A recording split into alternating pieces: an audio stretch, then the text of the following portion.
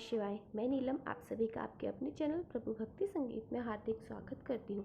आज फागुन मास के कृष्ण पक्ष की पंचमी तिथि है और आज दिन सोमवार का है। सोमवार का दिन शिव भगवान को समर्पित होता है, तो आप सभी को आप व्रत करें या ना करें, शिव भगवान की पूजा जरूर करनी चाहिए। तो आइए आज हम सुनते हैं सबसे पहले शिव भगवान की बड़ी ही सुंदर कथा। एक बार शिवपुर गांव में एक बहुत ही पुराना पेड़ था जिस पर एक कौवा और कोयल दोनों रहते थे। एक बार दूसरे गांव से आए दो युवक उस पेड़ के नीचे आकर बैठ गए और वहां पर कोयल अपनी मधुर आवाज में गाना गाने लगी। वो दोनों आपस में बातें करने लगे। कोयल कितना मधुर आवाज में गा रही है, इस कोयल की आवाज के गाने सुन के तो हमारा मन ही मोहित हो गया और इसने हमारी सारी थकान को पल भर में गायब कर दिया। कितना आनंद आ रहा है इसका गीत सुनकर। ऐसा लग रहा है सारा दिन ऐसा ही गाते रहे और हम इसके मधुर गीतों में खोए रहें। कुछ देर गाने के बाद कोयल चुप हो जाती है। तभी वहाँ पर कौवा बैठा काय काय करना शुरू कर देता है। अरे इस कौवे ने तो सारा मजा किरकिरा कर दिया। वो दोनों उस कौवे पे बिगड़ जाते हैं। कौवे की कर्कश आवाज़ सुनकर उन दोनों राहगीरों को बड़ा ही क्रोध आता है और दोनों पत्थर मारकर उसे मारना शुरू कर देते हैं। कौवा वहाँ से डरकर भाग जाता है। कुछ देर के बाद जब वो दोनों राहगीर वहाँ से चले जाते हैं तो कौवा वहाँ पर वापस आता है और उस पेड़ पर बैठ जाता है। कौवा रोते हुए कोयल से कहने लगता है, भगवान ने मेरे साथ बड़ा ही अन्याय किया है। ऐसा क्यों कहते हो कौवा भैया? कोयल बोली, तुम चिंता क्यों करते हो? तो कौवा बोलता है कि नहीं बहन, मेरे साथ बहुत ही अन्याय हुआ है। भगवान ने एक तो मुझे इतना काला रंग दे दिया और ऊपर से आवाज़ भी कर्कश वाली दे दी। जहाँ भी बैठकर कुछ बोलना चाहूँ लोग आवाज़ सुनकर पत्थर मारने लगते हैं। और एक तुम हो, भले ही तुम्हारा रंग काला हो लेकिन तुम्हारी बोली इतनी मीठी है कि तुम्हें सभी चुनना चाहते हैं, तुम्हें कोई नहीं भगाता। यही तो विधाता का खेल है मेरे भाई। जैसा जिसे बनाता है भगवान उसे वैसा ही स्वीकार करना पड़ता है। तुम मुझे कोई ऐसा उपाय बता दो बहन, जिससे कि तुम्हारी तरह मेरी भी आवाज़ मधुर हो जाए और मुझे कोई परेशान ना करे, सब मेरी आवाज़ सुन के मन मोहित हो जाए। तो कोयल बोलती है कि भगवान शिव जी के विधि के विधान के अलावा तो किसी में क्षमता नहीं है जो विधि का विधान को बदल सके। केवल शिव जी के पास ही एक वही है जो ब्रह्मा जी के लेख में परिवर्तन कर सकते हैं। अगर तुम कैलाश पर्वत पर जाकर शिव जी से प्रार्थना करो तो वह तुम्हारी सहायता जरूर करेंगे। कौवा वहाँ से उड़कर 2 दिन का सफ़र तय करके कैलाश पर्वत पर शिव जी के पास पहुँच जाता है। प्रभु प्रणाम। और वहाँ पर बैठे कैलाश पर्वत पर शिव जी के सामने हाथ जोड़कर खड़ा हो जाता है। शिव जी कहते हैं, कहो कागराज, आज कैलाश पर्वत किस कारणवश आना हुआ? इसके बाद कौवे ने अपनी सारी व्यथा शिव जी को सुना दी और उनकी कहानी सुनने के बाद शिव जी बोले, हे कागराज, तुम इतने दुखी क्यों होते हो?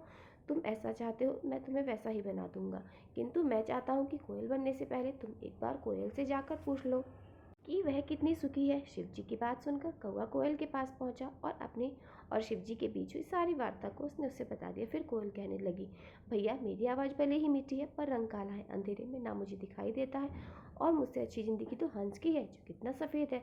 सभी उसे देखना चाहते हैं, उसे सारा दिन सरोवर में रहना को कितना सुंदर लगता है और हर कोई उसे देखना चाहता है। कोयल की बातें सुनकर कौवे का मन बदल गया और वह शिव जी के पास पहुंचा। शिव बोला, प्रभु मुझे कोयल नहीं बनना, मैं तो अपनी ज़िंदगी में खुश नहीं है, मुझे आप हंस बना दीजिए, हंस जरूर अपनी ज़िंदगी में खुश होगा। तो शिव जी ने बोला, अच्छा ठीक है, मैं तुम पे ऐसा ही करूँगा, तुम एक बार जाकर हंस से पूछ कर आओ कि वो अपनी ज़िंदगी में दुखी तो नहीं है। कौवे ने फिर एक बार उड़ान भरी और हंस के पास जाकर पहुँचा। भाई मैं आपसे कुछ पूछना चाहता हूँ। तो हंस ने कहा, पूछो भैया क्या पूछना चाहते हो, तुम तो अपनी ज़िंदगी में बहुत खुश हो गए। भाई तो वो बोला, भाई हमेशा मुझे डर लगा रहता है कहीं कोई मेरा शिकार ना कर ले। लेकिन तुम्हारा शिकार कौन करेगा, आजकल तो हर कोई पानी में रहने वाले पशुओं को रह पसंद करता है। तो वो कहता है, नहीं ऐसी बात नहीं है, पशु पानी में जो भी पशु पक्षी रहते हैं उसे हर कोई मार कर खा लेता है। मुझे तो हर समय यही डर लगा रहता है कहीं कोई मुझे ना मार दे, यही मेरी ज़िंदगी है। सच कहूँ तो ज़िंदगी तो तोते की अच्छी होती है, हरा हरा रंग, लाल लाल चोंच। हंस की बातें सुनकर कौवा तोते बनने की ख्वाहिश पाल लेता है और शिव जी के पास पुनः जाता है, प्रभु मुझे तोता बना दीजिए। कागराज तुम एक बार तोते से जाकर पूछ लो कि कहीं उसको भी अपनी ज़िंदगी से कोई शिकायत तो नहीं।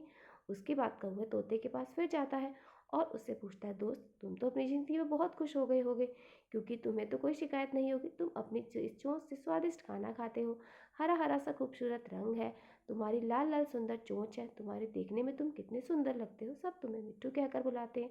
दोस्त मेरी सुंदरता तो मेरी जान का कारण है, मुझे हमेशा डर सताता रहता है कहीं कोई मुझे पकड़कर पिंजरे में ना बंद कर दे, मेरी आज़ादी ना छीन ले। असली सुंदरता तो मोर के पास है, सुंदर सुंदर पंख, और जब वह नृत्य करता है तो कितना सुंदर लगता है। तोते की बात सुनने के बाद कौवा शिव जी के पास गया और बोला, प्रभु मुझे हंस भी नहीं बनना, मुझे तोता भी नहीं बनना, आप कृपा कर मुझे मोर बना दीजिए, मुझे तो अपनी ज़िंदगी में वो बहुत खुश दिखाई देता है। तो शिव जी बोलते हैं, कागराज तुम एक बार फिर मोर से पूछ लो, उसे भी अपनी ज़िंदगी से कोई शिकायत तो नहीं। कौवा मोर को ढूंढने गया, लेकिन वो उसे कहीं दिखाई नहीं दिया। फिर वो उसे चिड़ियाघर में मिलता है। भाई, तुम देखने में कितने सुंदर हो, तुम नाचते भी बहुत सुंदर हो, तुम्हारी खूबसूरती में चांद चांद लग जाता है जब तुम नाचते हो। लोग तो तुम्हारे साथ फोटो खिंचाने में कितने खुश नजर आते हैं। और एक मैं काला कलूटा, अगर मैं किसी की छत पर बैठ जाऊं तो मुझे वहां से भगा देते हैं। अरे काहे की सुंदरता, इसी सुंदरता के कारण तो आज मैं पिंजरे में कैद हूं। मोर बोला, अगर बाहर जाता हूँ तो हर समय डर लगा रहता है कि कब ना जाने कौन आकर मेरे पंख नोच ले और कोई मेरा शिकार कर ले। सबसे अच्छी जिंदगी तो तुम्हारी है, ना कोई तुम्हें पकड़ता है, ना कोई तुम्हारा शिकार करता है। अपनी आज़ादी में रहते हो, लेकिन फिर भी न जाने क्यों तुम्हें खुद से शिकायत है कि तुम्हारा रंग काला है और आवाज़ बेकार है। सच कहूँ तो यही तुम्हारा सुरक्षा कवच है। मैं तो ईश्वर से प्रार्थना करता हूँ कि अगले जन्म में मुझे कौवा ही बनाए। मोर की बातों को सुनकर अब कौवे को समझ में आ चुका था कि ईश्वर वही करता है जो उसके लिए अच्छा होता है, ना कि वो जो तुम्हें पसंद हो। यह सोचकर कौवा फिर से शिव जी के पास गया और कहने लगा, प्रभु, मुझे ना तोता बनना है, ना कोयल बनना है, ना हंस, ना मोर। मैं जैसा हूँ वैसा ही ठीक हूँ। प्रभु शिव जी की बातें सुनकर हंसते हैं और कहते हैं, कागराज, यही तो नियम है। मैं तुम्हें समझाना चाहता था कि हमें किसी से खुद की तुलना नहीं करनी चाहिए, क्योंकि वह हमेशा दुख का कारण ही बनती है और हर समय कोई अपने आप में श्रेष्ठ होता है। अब कौवे की सारी बात समझ में आ चुकी थी और वह शिव जी से आज्ञा लेकर खुशी खुशी वापस लौट आया था। इसीलिए कहा जाता है, प्रभु जिसके लिए जो करते हैं, जिसकी किस्मत में जो लिखा होता है, वो सब सोच समझ कर लिखा होता है, तो उसके बाद में उनके जीवन में हमेशा अच्छा ही अच्छा होना होता है। तो आज की कथा यहाँ पर समाप्त होती है। अब हम सुनते हैं फागुन मास महात्म्य का अगला अध्याय। आगे के महात्म्य श्री सूत जी कहते हैं, एक समय दशानन देश के राजा ब्रजबाहु की पत्नी सुमति अपने नवजात शिशु के साथ असाध्य रोग की शिकार हो गई। इसलिए दुष्ट बुद्धि राजा ने उसे वन में त्याग दिया। वहां पर अनेक तरह के कष्ट भोगती हुई वह प्रयासपूर्वक आगे बढ़ने लगी। बहुत दूर जाने पर उसने वैश्य का एक नगर देखा जिसमें बहुत से स्त्री पुरुष रहते थे। उस नगर का रक्षक एक बहुत बड़ा महाजन वैश्य था, जो कि पद्माकर के नाम से प्रसिद्ध था। वह दूसरे कुबेर के साथ धनवान था। उस वैश्य के राजघर में सेवा टहल का कार्य करने वाली कोई दासी उधर ही आ रही थी। वह दूर से ही राजपत्नी को देखकर उसके पास गई और उसने रानी को देखते ही सारा हाल जान लिया। वह पुत्र सहित अंत्य कष्ट भोग रही थी। दासी ने अपने स्वामी को उस स्त्री का दर्शन कराया। वैश्यराज ने रोगी पुत्री के साथ स्वयं भी रोग से पीड़ित हुई राजपत्नी को एकांत में बुलाकर उसका सारा हाल पूछा और सब बातें जान लेने पर अपने घर के पास एकांत घर में उसे ठहरा दिया। अन्न, वस्त्र, जल, शैया आदि का प्रबंध करके वैश्य ने अपनी माता के समान उसका आदर किया।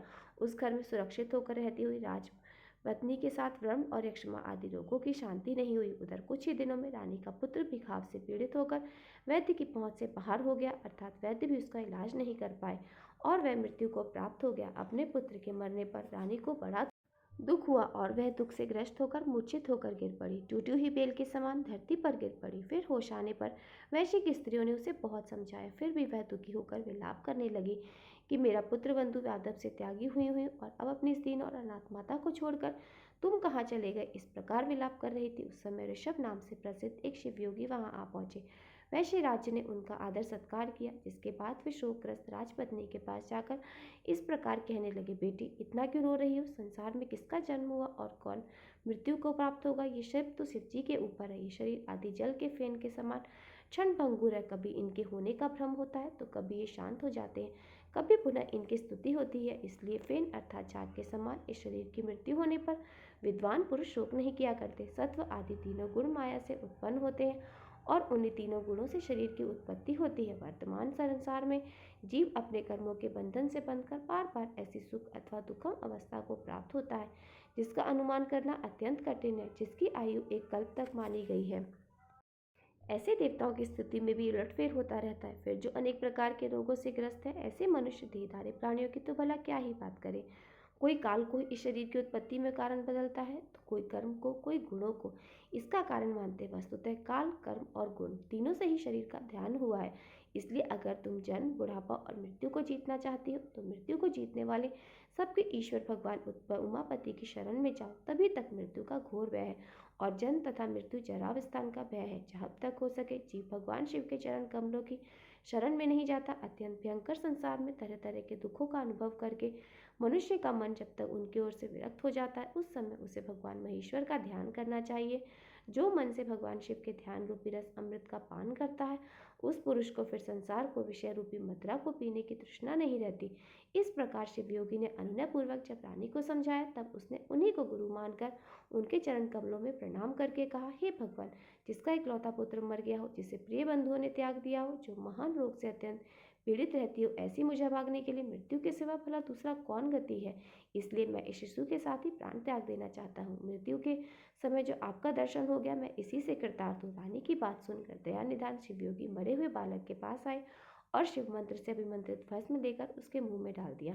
विभूति के पड़ते ही मरा हुआ बालक प्राणयुक्त हो गया, अर्थात प्राण उसके मृत शरीर में आ गए और मृत शरीर में चेतना आ गई। तब उसके इंद्रियों में पहले की तरह शक्ति आ गई और वह दूध पीने की इच्छा से रोने लगा। नेत्रों से आनंद के आंसू बहाती हुई रानी ने झपट कर बालक को अपनी गोद में उठा लिया और उसे छाती से लगाकर अपूर्व आनंद में डूब गई। जिसके बाद शिवयोगी ने माता और बालक के विषैले घावों से युक्त शरीर में उस भस्म का ही स्पर्श कराया, जिससे उन दोनों के शरीर दिव्य हो गए। उन्होंने देवताओं के समान कांतिमान स्वरूप धारण कर लिया। जिसके बाद ऋषभ ने रानी से कहा, बेटी तुम दीर्घकाल तक जीवित रहो। जब तक इस संसार में जीवित रहोगी तब तक वृद्धावस्था तुम्हारा स्पर्श नहीं कर सकेगी। साध्वी, तुम्हारा यह पुत्र लोग भद्राई नाम से प्रसिद्ध होगा और अपना राज्य भी प्राप्त कर लेगा। जब तक तुम इन्हीं वैश्य राज्य के घर में रहो, जब तक कि तुम्हारा पुत्र पूरी तरह से विद्वान ना हो जाए। इस प्रकार ऋषभ योगी ने भस्म की शक्ति से मरे हुए राजकुमार को जीवित करके अपने अभिष्ट स्थान को प्रस्थान किया। भद्राय उन्हीं वैश्य राज्य के घर में अब बढ़ने लगा। वैश्य के मैंने भी सुमिरन नामक एक पुत्र था जो राजकुमार का सखा हुआ। राजकुमार और वैश्य कुमार दोनों एक दूसरे से बड़ा स्नेह रखते थे। वैश्य राज ने विद्वान ब्राह्मणों के द्वारा राजकुमार और अपने पुत्र का भी संस्कार विस्तार पूर्वक किया। समय आने पर उपनयन संस्कार हो जाने के बाद दोनों बालकों ने गुरु सेवा में तत्पर होकर विनय पूर्वक संपूर्ण विद्याओं का संग्रहण किया। जिसके बाद जब राजकुमार का 16वां वर्ष लगा तब वे ऋषि योगी पुनः राजवैश्य के घर में पधारे और रानी और राजकुमार ने बड़े हर्ष के साथ उन्हें बार बार प्रणाम करके उनकी यथा योग्य पूजा की। उन दोनों से पूजित होने पर योगेश्वर शिवयोगी ने कहा, बेटा तुम कुशल तो हो ना? तुम्हारी माता को कोई कष्ट तो नहीं? क्या तुमने इन सभी विद्याओं का अध्ययन कर लिया? गुरुजनों की सेवा में सदा लीन रहते हो ना? वत्स, क्या तुम मुझे प्राणदाता गुरु का भी कभी स्मरण करते भी हो? नहीं योगेश्वर, ऋषभ के ऐसा कहते समय विनयशीला रानी ने अपने पुत्र को ही उनके चरणों में डाल दिया और कहने लगी, गुरुदेव यह तो आपका ही पुत्र है, आप ही इसके प्राणदाता पिता हैं। आप दया करके इस शिष्य को अनुग्रहित करें और इसे सत्पुरुष के उत्तम मार्ग शुभ कर्म का उपदेश दीजिए। रानी के द्वारा इस प्रकार प्रसन्न कराए जाने पर परम बुद्धिमान शिवयोगी ने राजकुमार को सन्मार्ग का उपदेश दिया। शिवयोगी कहने लगे, बेटा वृद्ध स्मृति और पुराणों में जिसका उपदेश किया गया है वही सनातन धर्म में सब लोगों को चाहिए कि अपने वर्ण और आश्रम के अनुसार सदा शास्त्रोक्त धर्म का सेवन करें। वत्स, तुम सदा सत्पुरुष के मार्ग पर चलो, उत्तम आचार का ही पालन करो, देवताओं की आज्ञा का कभी उल्लंघन ना करो, देवताओं की अवहेलना ना करो, गौ देवता गुरु ब्राह्मण के प्रति सदा भक्ति भाव रखो। अतिथि के रूप में यदि चांडाल भी अपने घर पर आ जाए तो सदा उसका सम्मान करो, उसका भी सत्कार करो। अपने प्राणों पर संकट आ जाए तो भी सत्य को ना छोड़ो। महाबाहो, पराये धन की, पराई स्त्री की, देवता तथा ब्राह्मण की वस्तुओं की और अत्यंत दुर्लभ पदार्थों की भी तृष्णा त्याग दो। महामते, सदा उत्तम तथा उत्तम आचार, उत्तम व्रत, सत्पुरुष के आगमन तथा धर्म आदि के संग्रह की इच्छा रखो। स्नान, जप, होम, स्वाध्याय, पितृ तर्पण, गौ पूजा, देव पूजा और अतिथि पूजा में कभी आलस्य को पास मत आने दो। क्रोध, द्वेष, भय, चुगली, अनुचित आग्रह, कुटिलता, दंभ और उद्वेग आदि का यत्न पूर्वक त्याग कर दो। अकारण व्यर्थ की बकवास और दूसरों की निंदा छोड़ दो, इन सब का परित्याग कर दो। अधिक भोजन, अधिक परिश्रम, अधिक बातचीत, अधिक खेलकूद, क्रीड़ा विलास को सदा के लिए छोड़ दो। ब्रह्म मुहूर्त में उठकर भली भांति आचमन करके तुम पहले अपने गुरुजी को प्रणाम करो। उसके बाद उमापति भगवान शिव का ध्यान करके लक्ष्मीपति नारायण, ब्रह्मा, श्री गणेश, स्कंद, कात्यायनी देवी, महालक्ष्मी, सरस्वती, इंद्र आदि लोकपाल तथा पवित्र यश वाले महर्षियों का चिंतन करो।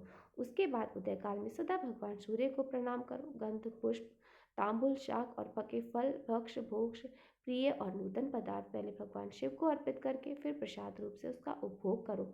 जो कुछ भी दान, सत्कर्म, जप, स्नान, होम, चिंतन, तप तुम्हारे द्वारा किया जाएगा वह सब भगवान शिव को समर्पित कर दो। खाते पीते, बात करते, सोते, घूमते, देखते, सुनते, बोलते और ग्रहणते समय सदा भगवान शिव का ही ध्यान करो।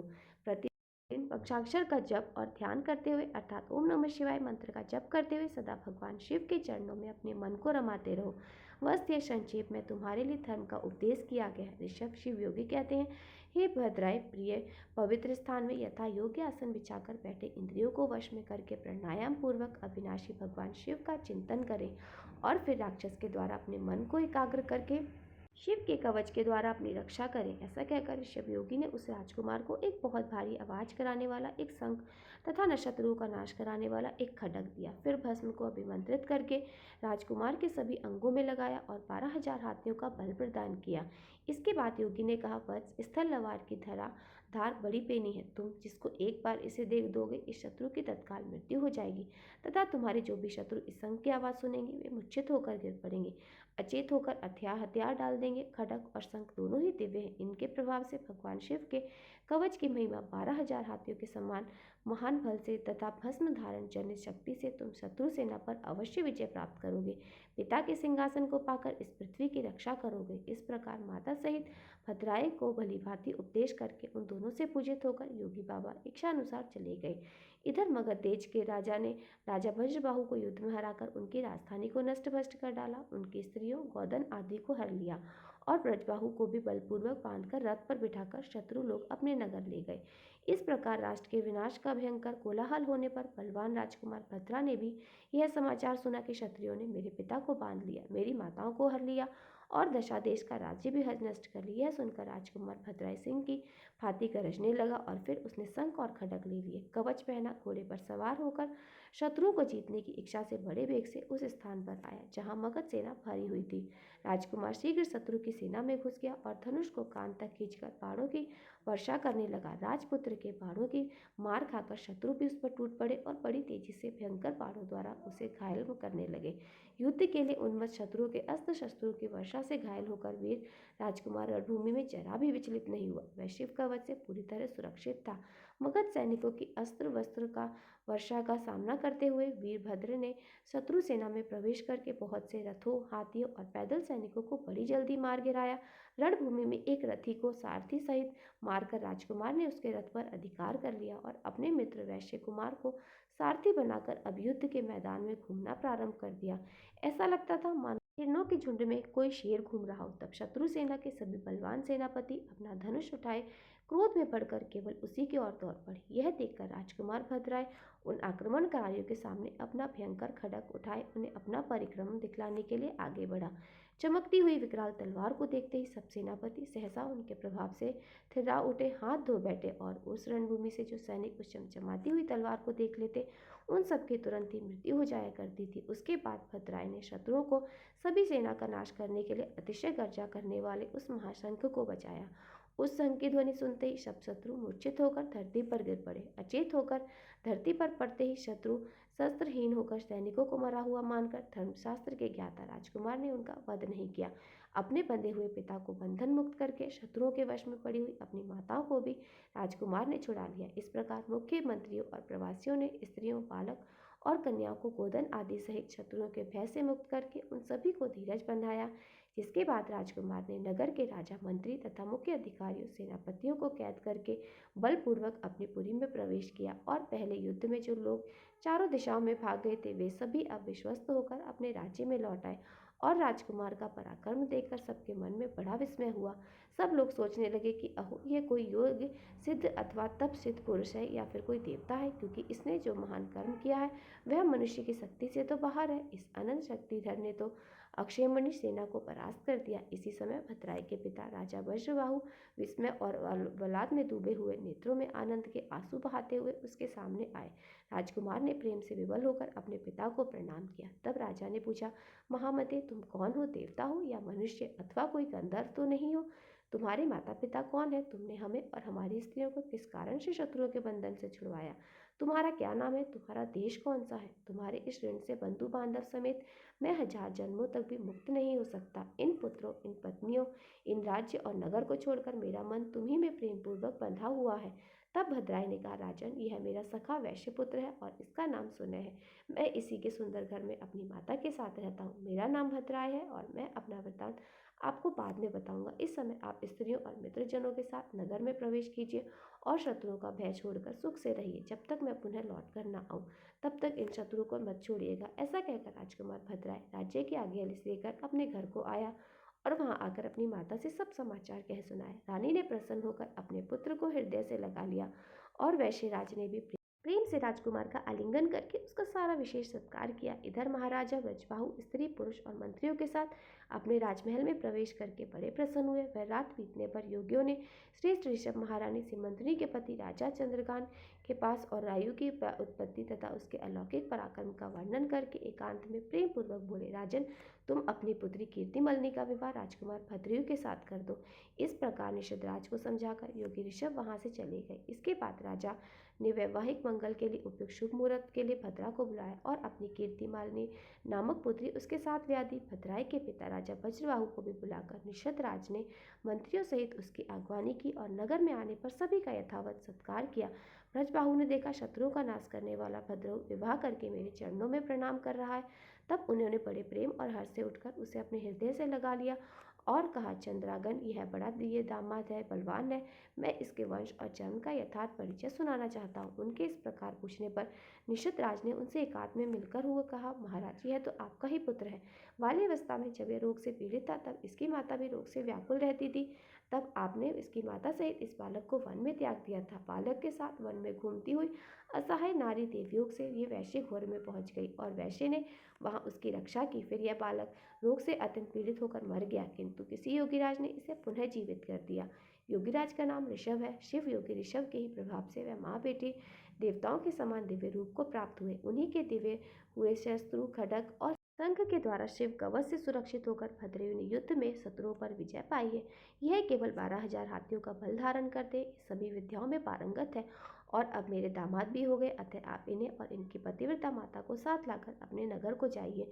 इससे आप उत्तम कल्याण के भागी होंगे। यह सब बातें जानकर राजा अपने निवास में ठहरी हुई राजा की ज्येष्ठ पत्नी को वहां ले आए। वस्त्र आभूषणों से जो विभूषित थी उन्हें वज्रबाहु को रानी से मिलाया। यह सब वृतांत सुनकर देखकर राजा वज्रबाहु बहुत लज्जित हुए और मूर्खतावश उनके राज द्वारा जो अनिश्चित कर्म हो गया था उसके लिए वो खुद ही निंदा करने लगे। पत्नी और पुत्र के दर्शन से उन्हें बड़ी खुशी हुई। उनके सभी अंगों में रोमांच हो गया और उन्होंने दोनों को हृदय से लगा लिया। इस प्रकार निषद राज से पूजित और प्रशंसक होकर राजा वज्रबाहु ने अपनी बड़ी रानी को, राजकुमार भद्राय को और पुत्रवधु कीर्तिमलनी को सभी को एक साथ लेकर परिवार सहित अपनी राजधानी को प्रस्थान किया। वहां जाकर भद्राय ने समस्त पूर्वज को आनंद पूर्वक से किया और समय आने पर अपने पिता जब उसके स्वर्गवासी हो गए तब युवावस्था में अद्भुत पराक्रमी भद्राय ने संपूर्ण पृथ्वी पर शासन किया और ब्रह्म ऋषियों के समीप भगतराज हेमरथ से मित्रता जोड़कर उन्हें अपने बंधव से मुक्त कर दिया। जय भोलेनाथ। आज के अध्याय में बस इतना ही। इसके आगे का वृतांत आप सब अगले अध्याय में जरूर सुनिएगा। हर हर महादेव।